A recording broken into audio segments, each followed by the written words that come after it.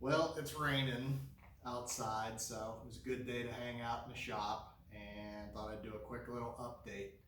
I put the front axle in the Cabover, so I thought I'd just show you what it looks like sitting in the truck and let everyone know if you are planning on using the same axle that I am, some things you may run into.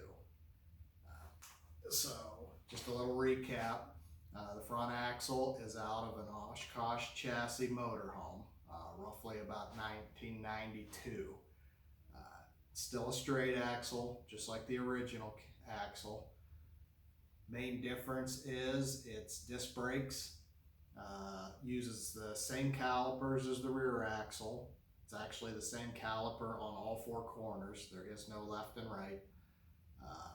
Calipers are off of mid 80s to early 90s F600, so they are still available through Napa. These are actually new calipers I got. All the bearings and seals for the hubs are still available. And again, this maintains the 6 on 8 3/4 bud lug pattern that the original axles had, so I don't have to change my wheels. So let me show you. This is what this looks like installed. Quick little disclaimer before, I'm sure some people are going to call me out on it. You'll notice the leaf springs arch up instead of down because I pulled a couple of leaves. This is not drivable. This is just installed temporary for measurement and mock-up purposes. The brakes aren't even hooked up on this. Like I said, this is just measurements. So let me show you.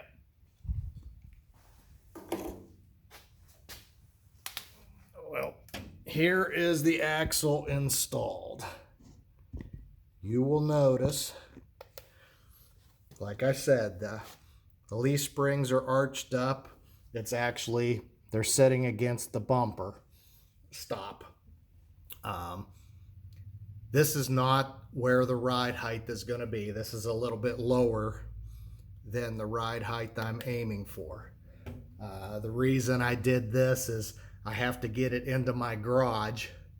My garage has a 7-foot tall door, and this just lets me barely get it in. Something else you'll notice if you're going to do this, the Oshkosh chassis motorhome, the frame width is 34 inches, the whole length of the motorhome.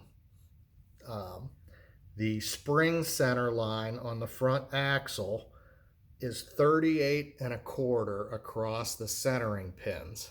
The leaf springs are actually outboard of the frame rails on the motorhome chassis, where they're under the frame rail on the Cabover because of being 38-inch out of the frame.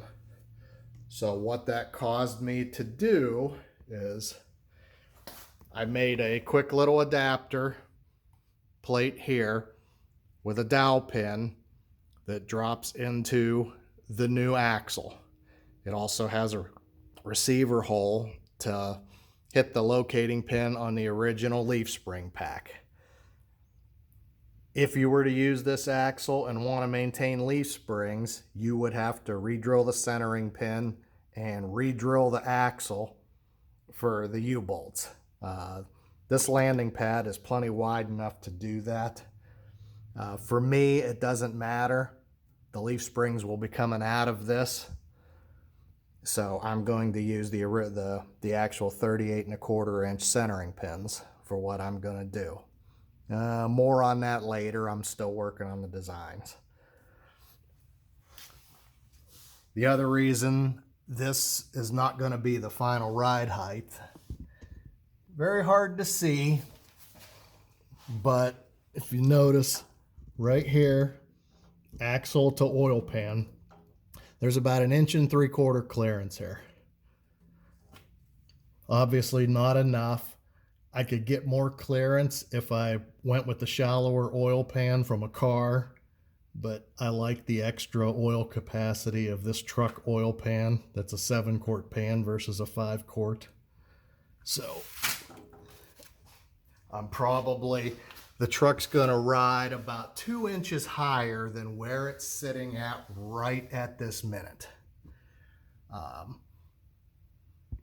One other thing, again, before I get called out on it, yes, that's just a piece of angle iron with a couple of bolts just to hold the axle to the leaf springs.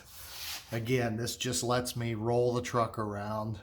This is not going out on the road, so not a big deal. The axle, believe it or not, even though this is a 1992 axle versus a 1960 truck, the steering linkage actually hooks up. So I had the issues with the steer. There should be no issues with the steering. Everything connected up just like it was meant for this truck. There's another shot of my little adapter plate to center it on the springs, and again, yeah, you can see the springs are arched real high. Part of the reason for the springs arched, this axle versus the original Cabover axle, center line of spindle to this pad on the Cabover was approximately 5 inches. On this axle, it's only 3 inches. So theoretically, if you change nothing else, this would raise the front end of the truck 2 inches. Not a big deal for me because, again, this is going to get air ride, so that's not an issue for me. If you're going to stick with the leaf springs, may or may not be an issue for you. So, but that's just a quick little update to show that now I have both motorhome chassis axles in the truck, wheels mounted on it. I can still move it around under its own power. Not that big a deal. Only other thing I did was I just tack welded some locator bars in for the rear axle to keep it located on the frame for when I pull the leaf springs, and the axle can move up and down within that. So once I determine exactly what the ride height is going to be, I can be able to locate everything there. Next step is finishing up bracket designs. Hopefully I can get that all done here soon and start getting some parts made. That way I can try to get this thing somewhat back on the road. The goal is first thing this spring. But that's where we're at. So just wanted to do a quick little update for those of you that are thinking about trying to do this axle swap. Was relatively easy. It only took me about 2 hours all by myself to put the front axle under the truck and get it clamped down to where it would still roll. Not that big a deal. So stay tuned for future updates. Hopefully I'll start fabbing some brackets here in the next few weeks. Appreciate you watching. Thanks.